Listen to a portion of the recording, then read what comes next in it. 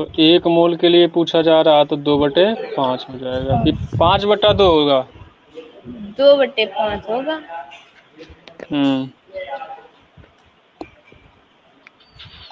और किसी ने नहीं किया है। चलो मैं देखो करके दिखा रहा हूँ कैसे करना है आपको। 1 सेकंड रुकना। जैसे क्या नाम है, शिवानी ने आपने आयनिक फॉर्म पर इसको इक्वेशन को लिखा। आप मॉलिक्यूलर फार्मूले में भी इसका इक्वेशन दिखा सकते हो। ठीक है, तो आयनिक फॉर्म पर जैसे इसका इक्वेशन बनता है आपका KMnO4 का।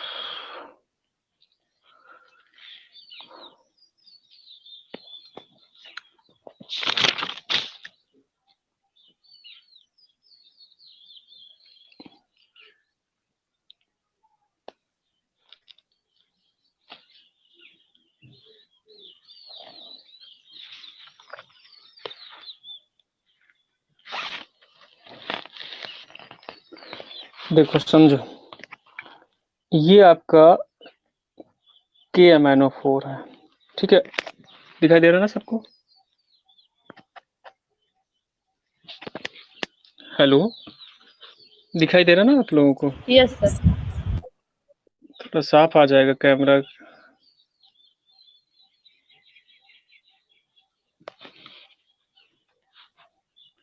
और ये KMnO4 क्या कर रहा है कि अम्लीय माध्यम में, आप जानते हैं ये ऑक्सीकारक गुणधर्म रखता है। तो हम दिखाएंगे +H2SO4। ठीक है, गिब्स क्या बनेगा आपको पता होना चाहिए कि जब KMnO4 पर अम्लीय माध्यम में आप इसको मिलाते हैं तो जो KMnO4 है ये अपचयित हो जाता है। ठीक है, स्वयं इसका अपचयन हो जाता है और नवजात ऑक्सीजन रिलीज करता है। तो क्या बनेगा आपका potassium sulphate K2SO4 plus MnSO4 plus जल के अणु बनते हैं प्लस नवजात ऑक्सीजन बनती है। इसको बैलेंस कर लो। तो जब बैलेंस करोगे तो यहाँ पर 2 का गुणा करा दोगे, H2SO4 में 3 का गुणा कराओगे। ठीक है, और Mn पर भी यहाँ पर 2 और 3 आपके H2O पर हो जाएंगे 3 और 5 आपके नवजात ऑक्सीजन होंगे। दिखाई दे रहा ना ये सबको?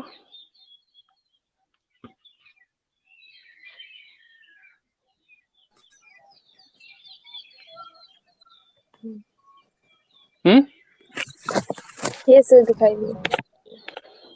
अब ये क्या कह रहा था बेटा, जैसे इसने आयनिक इक्वेशन में लेकर कर दिया, मैं आणविक में लेकर ही करे दे रहा हूँ। ठीक है, ये अगर आयनिक इक्वेशन में बदलो, चूंकि यहाँ पर सल्फाइड कह रहा है तो फिर हमें इसके साथ कोई धनायन लेना पड़ेगा। तो इसका आप आयनिक फॉर्म बदल लो। तो जब इसे आयनिक समीकरण में अगर इसको ट्रांसफर करोगे तो क्या क्या, देखो हम बताएं, जब आयनों के रूप में दिखाओगे तो ना आयनों के रूप में दिखाओ, सीधा सल्फाइड दिखाओ। सल्फाइड 2 निगेटिव चार्ज, तो हम यहाँ पर सल्फाइड 2 निगेटिव चार्ज था तो इसके साथ कुछ धनायन अपने मन से जोड़े ले रहा हूँ, क्योंकि आणविक फॉर्म पर पूरा इक्वेशन हो जाएगा। जैसे H2S मैंने जोड़ दिया। ठीक है, हाइड्रोजन सल्फाइड हो गया, या कोई भी आप धनायन जोड़ सकते हो। तो आपको बताया गया कि सल्फाइड का सल्फर पर क्या हो रहा है, ऑक्सीडेशन हो रहा है। ठीक है, तो ये हम यहाँ पर क्या करेंगे, नवजात ऑक्सीजन इसके साथ जोड़कर दिखाएंगे। ठीक है, तो जब नवजात ऑक्सीजन जोड़कर दिखाएंगे इसके बाद इसको हम क्या कर दें, बैलेंस कर दें, तो ये H2O बन जाएगा। अब इस पूरे इक्वेशन में 5 का मल्टीप्लाई करा दो, दोनों को जोड़ दो तो एक बैलेंस रिएक्शन आ जाएगा। आणविक फार्मूले पर, और जो अभी शिवानी ने बताया वो आयनिक फॉर्म पर बताया था। ठीक है, तो ये आप आयनिक फॉर्म पर उसका इक्वेशन मालूम होना चाहिए, आपको नहीं मालूम है तो आणविक फॉर्म पर पता होना चाहिए, अर्थात कोई ना कोई आपका ऑक्सीकरण का जो आयनिक या आणविक समीकरण उसका पता होना चाहिए KMnO4 का। अब इसको बैलेंस जोड़कर लिख दो तो क्या आ जाएगा, देखो 2KMnO4, ये 5 नवजात ऑक्सीजन कैंसिल हो जाएंगी, plus 3H2SO4 plus 5H2S gives क्या आ जाएगा आपका 5 सल्फर मिल जाएगा, 5 सल्फर मिल जाएंगे, 5 H2O के अणु थे यहाँ और 8 3 ऊपर थे तो 5 3 8 H2O हो गए, प्लस K2SO4 प्लस 2MnSO4। ये है इसकी बैलेंस रिएक्शन एक कंप्लीट ये आएगी कि आप जैसे सल्फाइड में जैसे H2S लेते हो तो हाइड्रोजन सल्फाइड, सोडियम सल्फाइड कुछ भी ले लो, ठीक है, तो 5 आपके सल्फर बनेंगे, 8 H2O, 2 आपके पोटेशियम सल्फेट के अणु और 2 KMnO4। तो इस बैलेंस रिएक्शन से आपको ये पता चला कि KMnO4 के 2 अणु, ठीक है, अम्लीय माध्यम पर 5 अणु सल्फाइड कोई भी हो, H2S हो, सोडियम सल्फाइड हो, किसी प्रकार के सल्फाइड अणु हो, तो उनके कितने हैं आपका 5 अणु रिएक्ट करके, ठीक है, 5 अणु आपके सल्फर और आपके संगत प्रोडक्ट ये प्राप्त होते हैं। तो अर्थात कि KMnO4 के कितने अणु भाग ले रहे हैं 2, किसने, और कितने अणु आपके H2S के हैं 5, अर्थात कि अम्लीय माध्यम में इसके अणु के लेकर, जैसे मैंने चर्चा की, आप जानते हैं रसायन में पदार्थ की मात्रा का मोल मात्रक मोल होता है, तो जो स्टाइकोमेट्रिक कोएफिशिएंट है उसके रेशियो को भी व्यक्त करता है। जैसे हम इसको मोल में मात्रा लेकर चर्चा करें, 2 मोल KMnO4 के अम्लीय माध्यम पर 5 मोल सल्फाइड या H2S या किसी भी प्रकार के सल्फाइड के साथ रिएक्ट करके 5 मोल सल्फर बनाता है। तो अब सवाल में आ जाइए, क्या कह रहा था आपका सवाल, कितने मोल थे? लक्ष्मी आप ही बोल दो।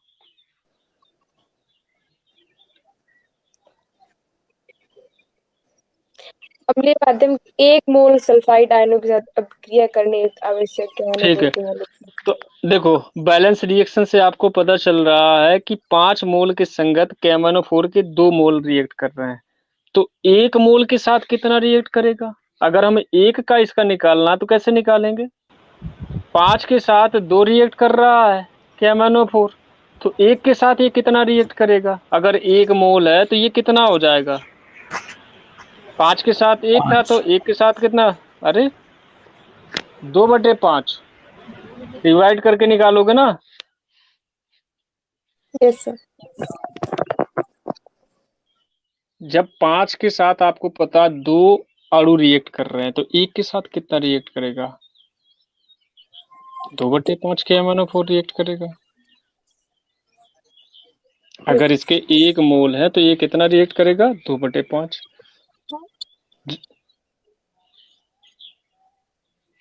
ठीक है, तो ये वही मोल कॉन्सेप्ट से लगाएंगे बेटा, इसको मोल कॉन्सेप्ट से।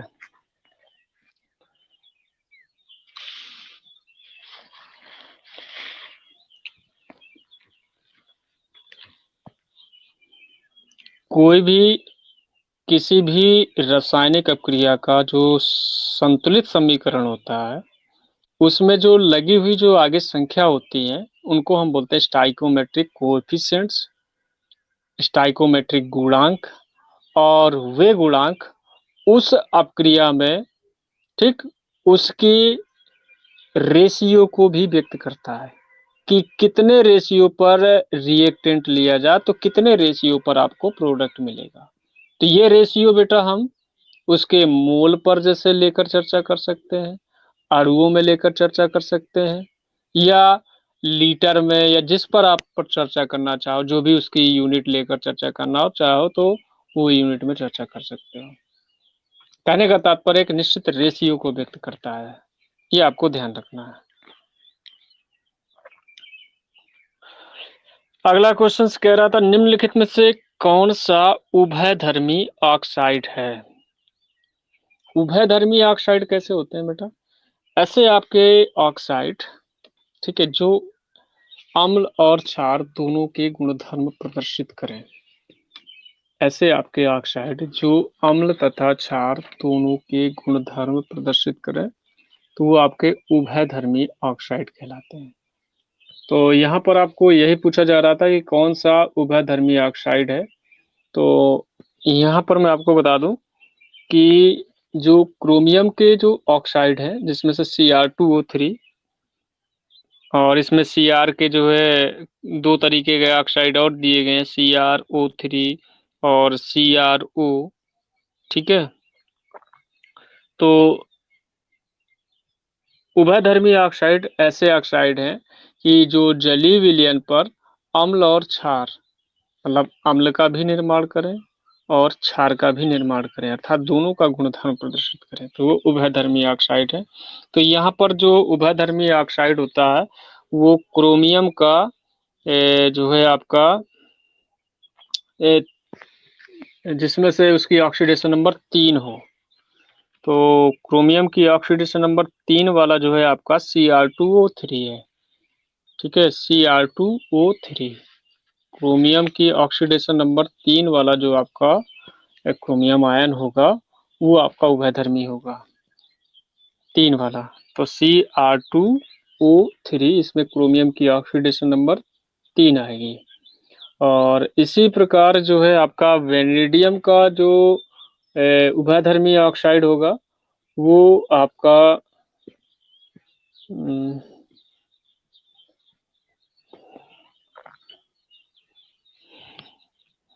जिसमें वेनेडियम की ऑक्सीडेशन नंबर 5 आ रही हो, तो V2O5 इसमें वेनेडियम की ऑक्सीडेशन नंबर 5 है और V2O5 एक प्रकार का उभयधर्मी ऑक्साइड है, ये आपको ध्यान रखना है, ठीक है। इसमें जो है आपको ये याद रखना होगा कि वेनेडियम पर जो ऑक्सीडेशन नंबर 5 वाला इसका अगर ऑक्साइड होगा तो वो आपका उभयधर्मी है, और क्रोमियम पर ऑक्सीडेशन नंबर कितना बताया आपको, 3 वाला, वो आपका जो है उभयधर्मी ऑक्साइड होगा।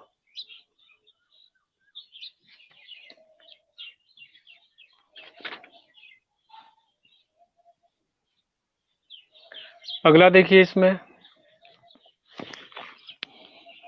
लिखा है गैडोलीनियम 4F श्रेणी का तत्व है, ठीक है, मतलब ये F ब्लॉक के अंतर्गत है जब 4F श्रेणी का है तो इसका परमाणु क्रमांक 64 है।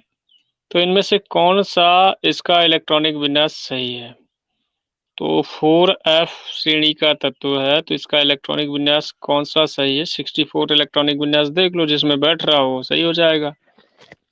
तो इतना तो आपको आ ही रहा होगा समझ में कि इसका जो है क्या होगा सही इलेक्ट्रॉनिक विन्यास, क्योंकि जिनान जानते हैं, इसमें लिखा हुआ जिनान का कितना होता है परमाणु क्रमांक, जिनान का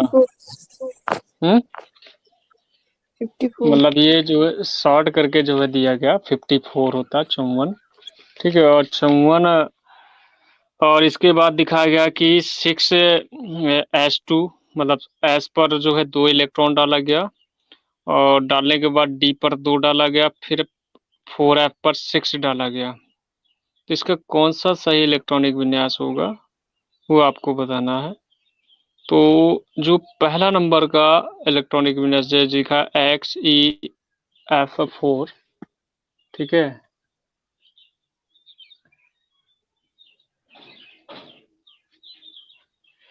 सर पहला ही सही है। दोनों पर अगर इलेक्ट्रॉन देखते हो A और B पर 64 आते हैं, ठीक है।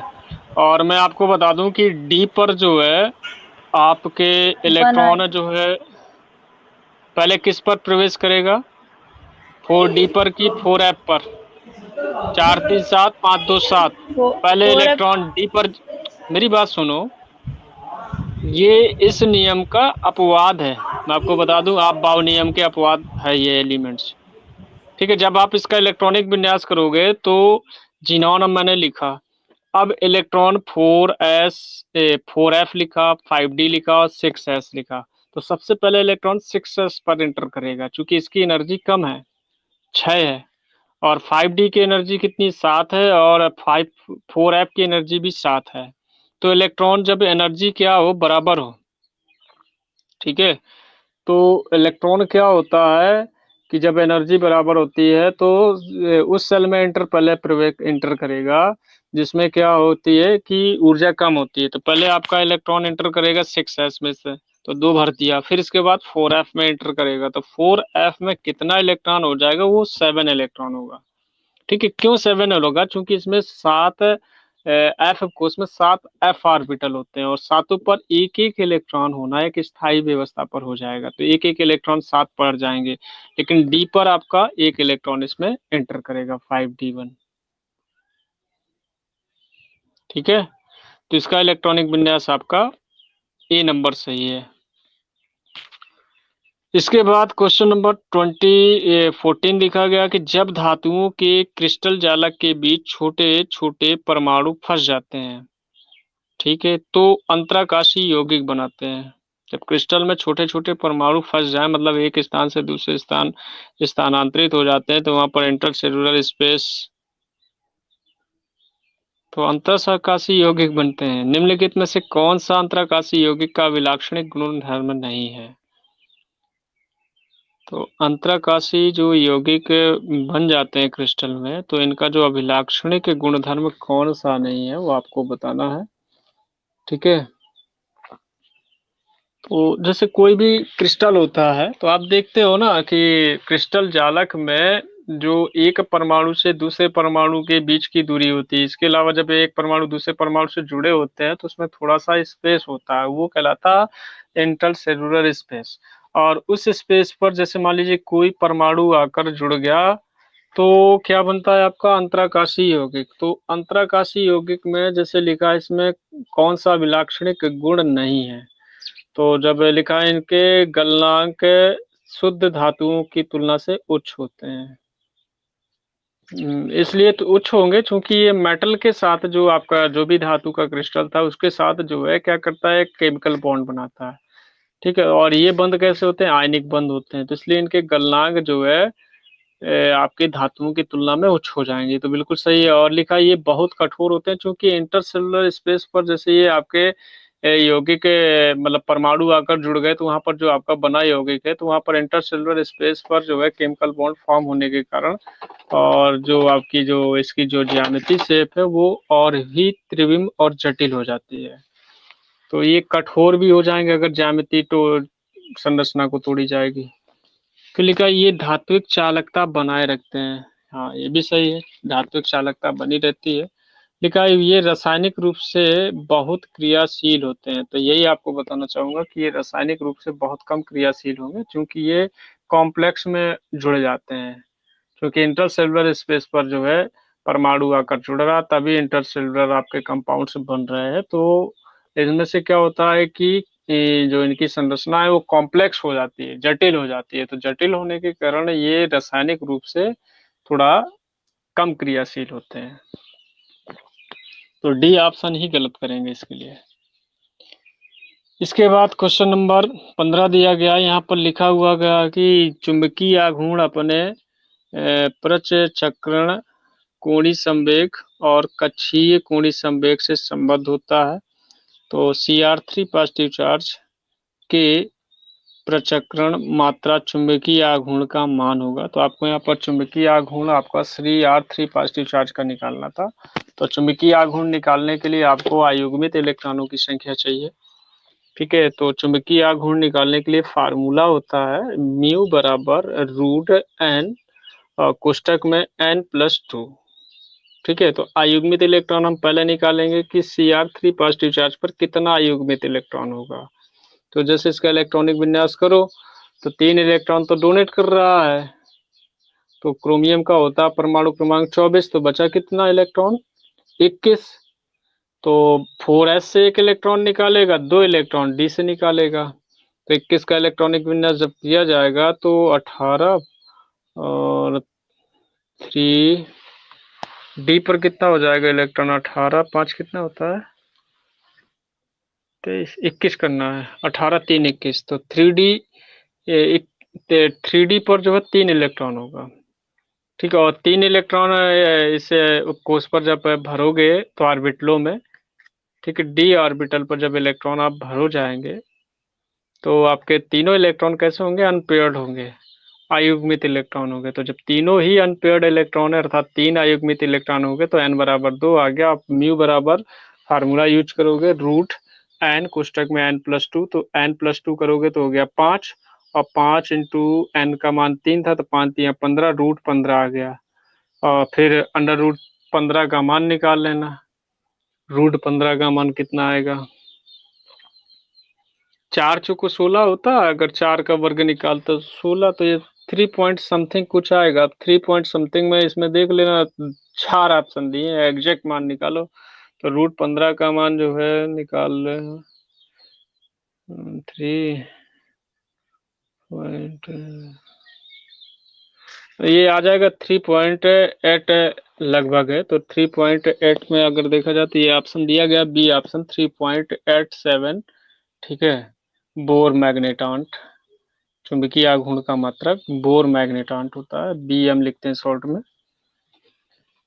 तो क्वेश्चन नंबर ये तो आपसे बन ही गया होगा, नहीं बना होगा तो आपको समझाया, ध्यान दीजिए अच्छे से। इसके बाद अगला क्वेश्चन से देखिए, इसमें क्षारीय माध्यम में की MnO4, ठीक है, ऑक्सीकारक अभिकर्मक का कार्य करता है। ठीक है, चलो, जब क्षारीय माध्यम में ये KMnO4 ऑक्सीकारक अभिकर्मक का कार्य करता है तो लिखा हुआ है कि जब KMnO4 की अपक्रिया Ki से कराई जाती है तो आयोडाइड आयन, आयोडाइड आयन किस में ऑक्सीकृत होता है, तो आयोडाइड है तो आयोडाइड का आयोडीन में ऑक्सीडेशन हो जाएगा, क्योंकि आयोडाइड पर ऑक्सीडेशन नंबर आयोडीन की -1 है, और वहां जब प्रोडक्ट पर आयोडीन ही मिल रहा है I2 तो वहां पर ऑक्सीडेशन नंबर 0, तो -1 से 0। ठीक है, तो यहाँ पर I2 ऑप्शन क्लियर करेंगे। क्वेश्चन नंबर 17 दिया गया है, निम्नलिखित में से कौन सा कथन सही नहीं है, आपको बताना है कि कौन सा कथन गलत लिखा है कि कॉपर अम्लों से हाइड्रोजन मुक्त करता है। तो यही मुझे लगता है गलत है, क्योंकि है विद्युत रासायनिक श्रेणी में हाइड्रोजन का स्थान कॉपर से नीचे है। ठीक है, विद्युत रासायनिक श्रेणी में हाइड्रोजन का स्थान क्या है, कॉपर का स्थान हाइड्रोजन से नीचे है। ठीक है, इसलिए आपको बताया गया था कि इलेक्ट्रोकेमिकल सीरीज में जो आने वाली धातु है, मतलब पहले रखी धातु अपने बाद रखी धातु के लवण के विलयन से उस धातु को विस्थापित कर देती है। करने का तात्पर्य हुआ कि विद्युत रासायनिक श्रेणी में पहले रखी धातु अपने बाद रखी धातु के लवण के विलयन से उस धातु को विस्थापित कर देती है। इसके अलावा जो है हाइड्रोजन से नीचे रखी हुई जो आपकी धातुएं हैं वो अम्लों से हाइड्रोजन को विस्थापित नहीं कर पाती। तो विद्युत रासायनिक श्रेणी में कॉपर का स्थान हाइड्रोजन से नीचे है, इसलिए कॉपर जो है अम्लों से हाइड्रोजन को रिमूव नहीं करेगा। यही ऑप्शन इसका गलत है। ठीक है, हमें सही नहीं निकालना था, तो अर्थात बाकी सभी सही कहे जा रहे हैं फिर। ठीक है, इसके बाद क्वेश्चन नंबर 18 चलेंगे। लिखा, जब SN2 पॉजिटिव चार्ज लवणों में अम्लीकृत पोटेशियम डाइक्रोमेट विलयन में मिलाया जाता है तो SN2 पॉजिटिव चार्ज का SN4 पर जो है ऑक्सीडेशन हो जाएगा। ठीक है, चूंकि इस SN की जो दो ऑक्सीकरण अवस्था वाले प्रोडक्ट स्टेबल है, SN2 और SN4 positive charge, stannous chloride और जैसे स्टैनस और स्टैनिक, तो इसका ऑप्शन सी हो जाएगा।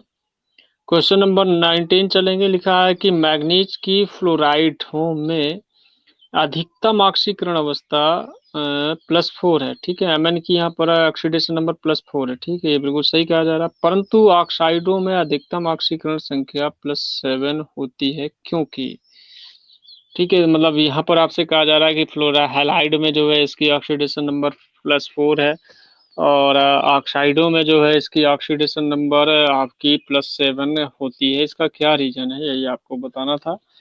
तो इसमें ये रीजन है कि जो ऑक्सीजन होते हैं, ठीक है,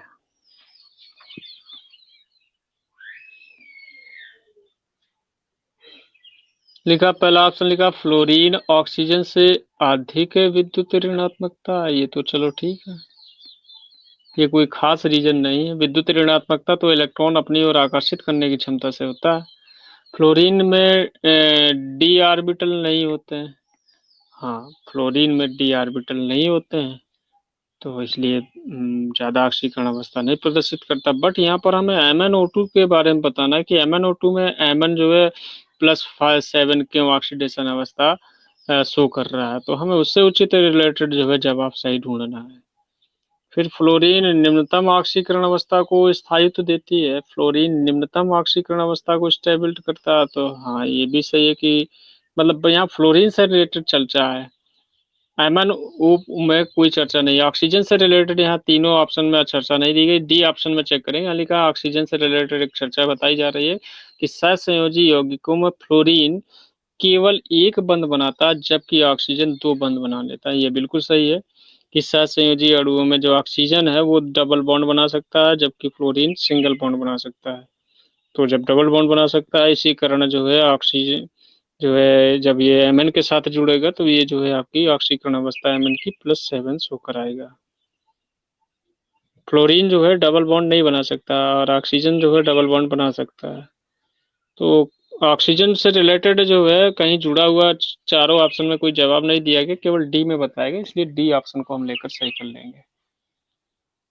ठीक है, और ये बातें जो बताई गई चारों सब सही बताई गई हैं, ऐसा कोई पॉइंट्स नहीं है कि जो गलत नहीं बताया गया। बट ये सभी पॉइंट्स MnO2 में Mn की Mn Mn2O7 में Mn की ऑक्सीडेशन नंबर से रिलेटेड चर्चा के विषय पर नहीं थे।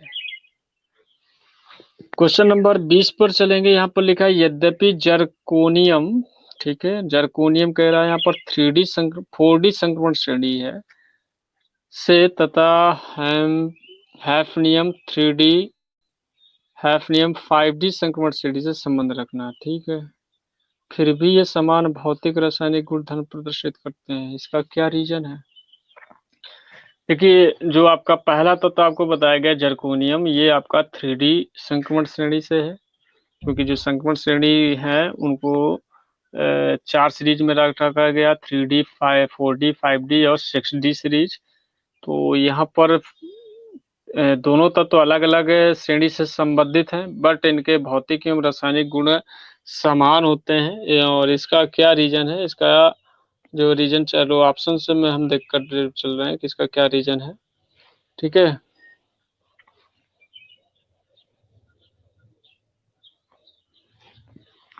थ्री डी 5D, तो जब ये 5D श्रेणी का है तो ये F ब्लॉक के अंतर्गत आ सकता है। ठीक है, दोनों D ब्लॉक से संबंधित है, ये तो सही है क्योंकि अंतिम इलेक्ट्रॉन D पर है।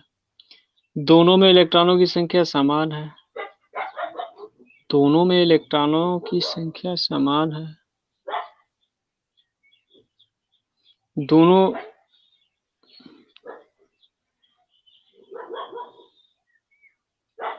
परमाणु की त्रिज्या समान है।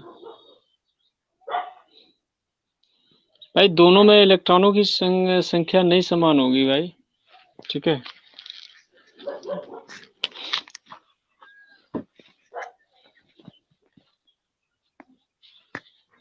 गलत है भाई, दोनों में इलेक्ट्रॉनों की संख्या समान नहीं होती, क्योंकि दोनों में इलेक्ट्रॉन की संख्या समान, तो ये गलत है, ये पॉइंट गलत दिया जा रहा है। संबंधित है, ये तो सही है। दोनों परमाणु त्रिज्या नहीं, दोनों डी ब्लॉक से संबंधित है, ये भी गलत है क्योंकि 4D और 5D वो एफ ब्लॉक के अंतर्गत में आ जाने लगेगा। दोनों परमाणु त्रिज्या समान है, तो दोनों एक ही आवर्त के एक वर्ग से संबंधित है, तो दोनों एक आवर्त सारणी में एक वर्ग से संबंधित है। तो देखो इसमें सी ऑप्शन ज्यादा बेटर समझ में आ रहा है, बाकी जैसे जो ऑप्शन है ए नंबर, तो आपका जो 5D श्रेणी का जो आपका एलिमेंट्स है, जिसे हम हैम्फिनियम कहेंगे, 3D 4D 5D, ठीक है, तो ये जो है बेटा आपका डी ब्लॉक के अंतर्गत है। ये सही है, लेकिन इसका ये कोई सटीक जवाब नहीं है कि जब डी ब्लॉक के अंतर्गत है तो मतलब सभी के गुण धर्म समान हो जाए, तो ऐसा कुछ नहीं है। अब जैसे एक वर्ग में जैसे सभी रखे गए जो तत्व हैं तो लगभग गुण धर्म समान होते हैं, लेकिन ये कहा जाए कि तो सभी गुण धर्म समान हो तो ऐसा संभव भी नहीं होता। अब इसका क्या रीजन हो जाएगा? इसके लिए दोनों परमाणु त्रिज्याएं समान हैं, और इसका परमाणु त्रिज्या समान होने का रीजन ये बैठता है कि जो जर्कोनियम है, जिसका प्रतीक आपका जेड आर होता है, और हैम्फीनियम का जो है प्रतीक एच एफ होता है। इनमें जो आपका ये जो हैम्फेनियम है 5D श्रेणी लैंथेनम से आगे है। तो इनमें जो आप जानते हैं कि लैंथेनाइड संकुचन आपने सुना होगा कि जो लैंथेनाइड श्रेणी के जो तत्व होते हैं उनमें जो है भारी नाभिक होने के कारण, ठीक है, भारी नाभिक अर्थात उसमें नाभिकीय आवेश उच्च होने के कारण इनका जो है आकार क्या हो जाता है, छोटा होता चला जाता है। क्यों छोटा होता चला जाता है? क्योंकि नाभिकीय आवेश जब ज्यादा होगा तो नाभिक क्या करेगा कि बाह्य कोश पर उपस्थित इलेक्ट्रॉनों पर आकर्षण बल ज्यादा आरोपित करेगा, जिस कारण जो बाहर की जो कक्षा है वो नाभिक की ओर ज्यादा अट्रैक्ट होगी, और जब ज्यादा अट्रैक्ट होगी तो अर्थात जो कक्षा है वो थोड़ा खिंचाव उत्पन्न होगा, जिस कारण उसमें एक संकुचन अर्थात परमाणु का आकार छोटा होगा। तो परमाणु के आकार छोटा होने के कारण जो है जर्मेनियम और हैम्फीनियम दोनों एक ही वर्ग पर हैं, ठीक है, और एक ही वर्ग में लगभग सभी तत्वों के गुणधर्म समान होते हैं, लगभग सभी गुणधर्म समान होते हैं, लेकिन कुछ ऐसे स्पेसिफिक गुणधर्म है जो सभी के समान नहीं होते हैं। ये पूरे पीरियोडिक टेबल पर लागू होता है, एक के लिए नहीं है, लेकिन जो कुछ ऑर्डिनरी कैरेक्टर हैं जो समान होते हैं, इसलिए उन तत्वों को उसी ग्रुप में रखा गया है। ठीक है, एक वर्ग में जो भी आपके तत्व रखे गए हैं उनके अधिकांश गुणधर्म जो है समान होते हैं, लेकिन ये कहा जाए कि सभी गुणधर्म समान होते हैं तो ऐसा इम्पॉसिबल है। ठीक, क्यों? जैसे आप देख लो, जैसे नाइट्रोजन परिवार में देख लो, नाइट्रोजन परिवार में आप देख लो कि नाइट्रोजन गैस है, फास्फोरस सॉलिड है, तो कहाँ फिजिकल स्टेट तो दोनों की अलग अलग हो गई। दोनों की काफी गुणधर्म समान है, लेकिन कुछ गुणधर्म कैसे हैं, डिफरेंट है, ऐसा पाया जाता है। लेकिन यहाँ पर हमें जर्कोनियम और एचएफ में हमें ये बताना था कि क्या रीजन है कि जिसके कारण इसका जो रासायनिक गुणधर्म है वो समान होते हैं। तो ग्रुप में तो भाई है तो इस कारण इसके समान, लेकिन ये कोई एक लॉजिक अच्छा पॉइंट्स नहीं बैठता, इसलिए इसमें ये सी ऑप्शन सही किया जाएगा कि दोनों की परमाणु त्रिज्याएं समान है। ठीक है, और ये ऑप्शन दोनों डी ब्लॉक से संबंधित है तो ये सही है, लेकिन दोनों में इलेक्ट्रॉनों की संख्या समान है ये गलत है। ये तो पॉइंट गलत कहा गया कि दोनों में इलेक्ट्रॉनों की संख्या समान है, क्योंकि जर्कोनियम का परमाणु क्रमांक 40 होता है और एच एफ का जो आपका होता है वो उसका 72 होता है, तो दोनों में इलेक्ट्रॉन डिफरेंट है, उसमें 40 इलेक्ट्रॉन, इसमें 72 इलेक्ट्रॉन है। लेकिन हमें इन पॉइंट्सों में सटीक ऑप्शन चुनना था, तो वो सटीक ऑप्शन सी है। क्वेश्चन नंबर 21 को लेकर चर्चा करेंगे यहाँ पर कि MnO4 की ऑक्सीकरण अभिक्रिया में माध्यम को अम्लीय बनाने के लिए HCl का प्रयोग क्यों नहीं किया जाता है? हाँ, ये बिल्कुल अच्छा जवाब, बहुत अच्छा जवाब पूछा गया है कि जैसे हमें क्या करना है कि MnO4 के अम्लीय माध्यम में इसका ऑक्सीडेशन करना होता है, तो केवल हम H2SO4 ही क्यों यूज करते हैं, कोई दूसरा एसिड क्यों नहीं यूज करते हैं, जैसे HCl का प्रयोग क्यों नहीं कर सकते हैं? इसका क्या रीजन है, यही आपको बताना था। ठीक है, तो मैं आपको बताना चाहूंगा कि जैसे HCl ये आपका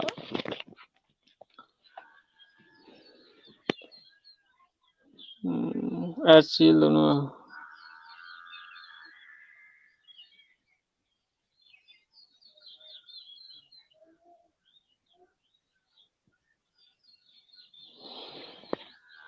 देखो, जैसे हम HCl या H2SO4 ऐसा ही क्यों यूज करते हैं, तो मैं आपको बताना चाहूंगा कि जैसे हम इसका KMnO4 का अम्लीय माध्यम में इसका अम्ल के साथ मिलाते हैं, तो आप जानते हैं KMnO4 का स्वयं का अपचयन होगा। ठीक है, और उसमें जो आपका जो जुड़ा हुआ पदार्थ है जैसे अम्ल है, ठीक है, और उसका जो है ऑक्सीकरण होगा। तो इसमें जो है क्या होता है कि जैसे हम क्या करते हैं कि HCl मिला देंगे, तो इसमें जो क्लोराइड है इसका क्लोरीन पर ऑक्सीडेशन कर देगा HCl का। ठीक है, तो जब इसको मिलाते ही इसका ऑक्सीडेशन कर देगा, तो इसकी जो ऑक्सीकारक जो गुणधर्म होगा अम्लीय माध्यम में वो वीक हो जाएगा। जबकि जब आप H2SO4 मिलाते हैं तो उसमें जो है आपका जो सल्फर है उसका ऑक्सीडेशन नहीं होता है। ठीक है, जो सल्फर है उसका ऑक्सीडेशन नहीं होता है, जबकि क्लोरीन का ऑक्सीडेशन, क्लोराइड का क्लोरीन पर ऑक्सीडेशन KMnO4 स्वयं कर देता है। तो अर्थात तो ये स्वयं जो है एक रेडॉक्स रिएक्शन बन जाती है। ठीक है, स्वयं जो है एक रेडॉक्स रिएक्शन हो जाती है। और जैसे मान लीजिए जैसे रेडॉक्स रिएक्शन को हम दूसरे पदार्थ एक ऑक्सीकारक के रूप में यूज करना चाहें कि दूसरे का भी ऑक्सीकरण कर दे, तो फिर ऑक्सीकरण नहीं कर पाएगी क्योंकि पहले से ही रिएक्शन कंप्लीट हो गई।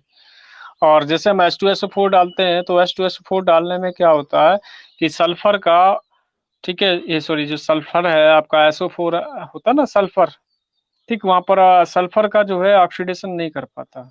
तो जब सल्फर का ऑक्सीडेशन नहीं हो पाता तो तभी जो है क्या करता है कि इसका जो सॉल्यूशन बना, तो ये सॉल्यूशन नवजात ऑक्सीजन को रिलीज करता है और जो है दूसरे अन्य पदार्थों का ऑक्सीकरण कर देता है। तो इसका जो सटीक जवाब जो हम लिखेंगे कि KMnO4 HCl को Cl2 में ऑक्सीकृत देता है।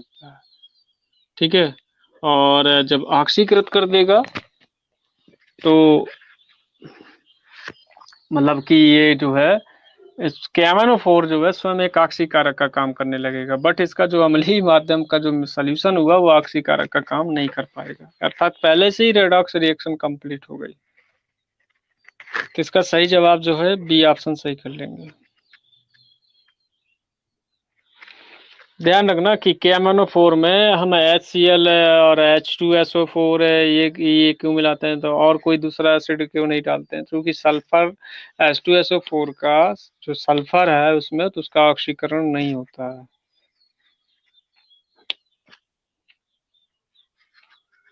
बाकी जैसे कोई अम्ल दूसरे डाले जाएंगे, HNO3 डाल दिया जाएगा, HCl डाल दिया जाएगा, तो HNO3 का भी नाइट्रोजन का भी ऑक्सीडेशन जैसे नाइट्रोजन के कोई भी ऑक्साइड के रूप में कर देगा। ठीक है, जैसे यहाँ पर क्लोराइड का जो है क्लोरीन पर ऑक्सीडेशन कर देता है, ऐसे इसमें भी। आवाज आ रही सबके पास? Yes sir.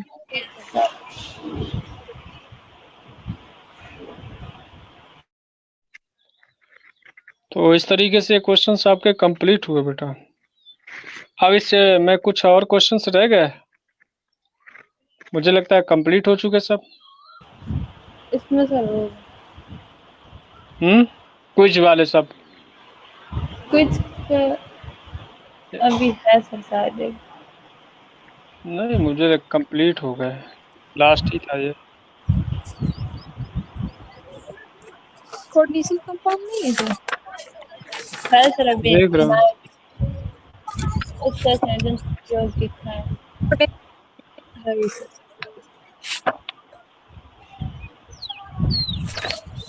ध्यान दो।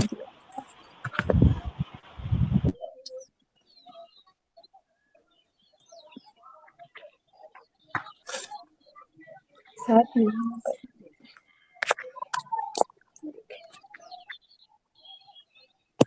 एक मिनट रुको, मैं भी देख रहा हूँ।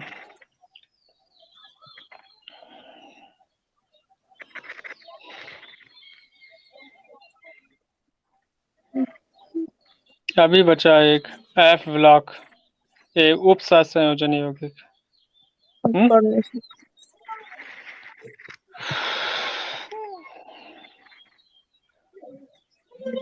चलो उपसात संयोजन यौगिक खोल लो।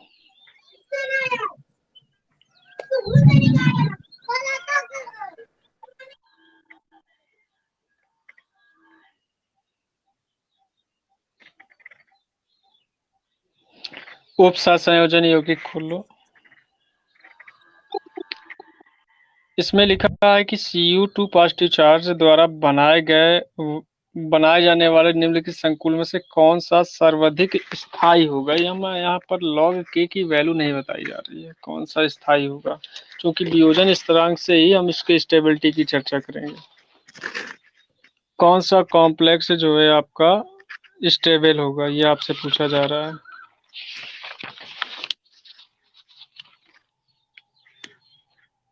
तो इसके लिए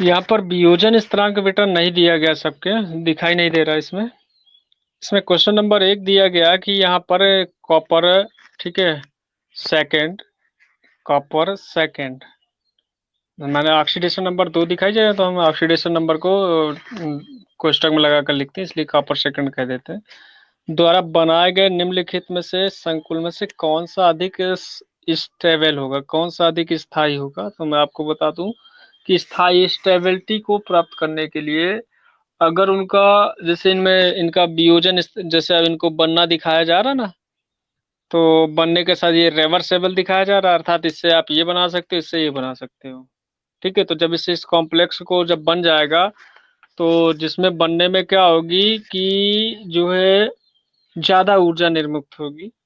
तो जब ज्यादा ऊर्जा निर्मुक्त होगी तो उनकी जो बंधन ऊर्जा है वो उच्च होगी, और जब उच्च होगी तो उनका जो वियोजन स्थिरांक होगा वो उच्च आएगा, ठीक है।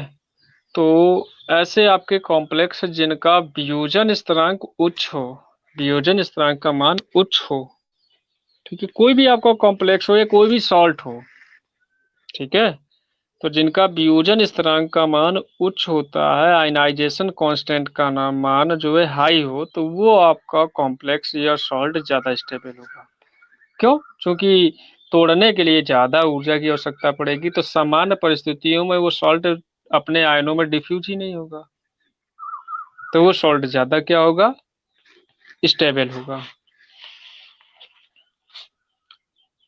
तो इसमें ऑप्शन नहीं समझ पा रहे हैं कि कौन, चूंकि वियोजन स्थिरांक पता होना चाहिए तब बता पाएंगे।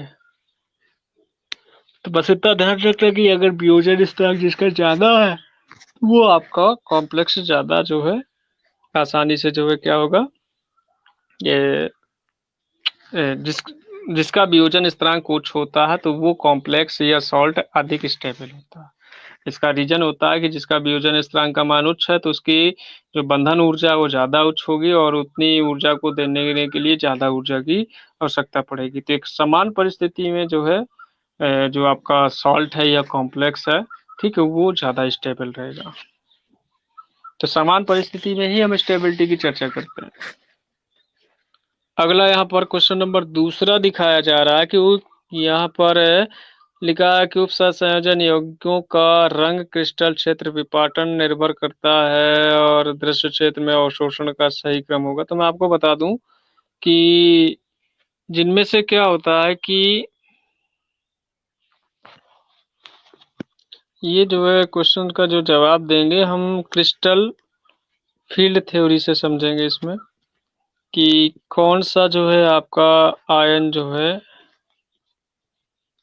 रंग क्षेत्र में विपाटन पर निर्भर करेगा। तो इसमें जो लिगेंड जुड़े होंगे वो आपको देखना है।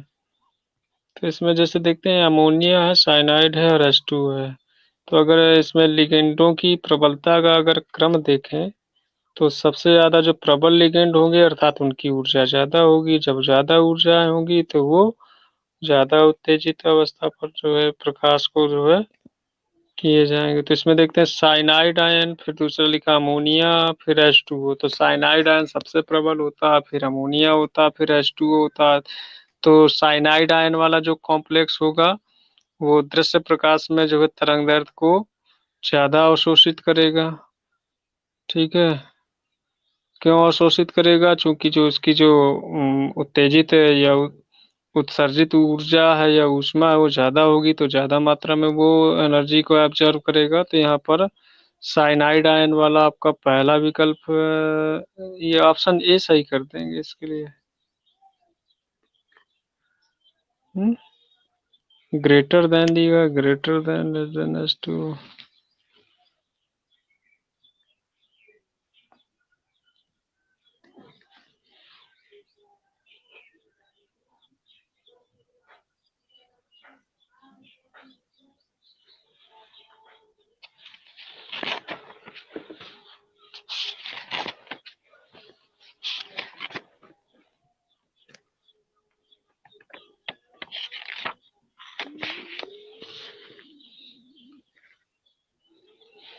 ये थोड़ा दूसरा क्वेश्चन सभी रहने दो बेटा।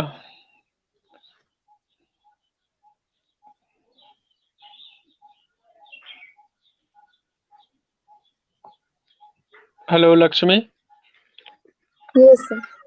इस चैप्टर में कितने क्वेश्चंस हैं?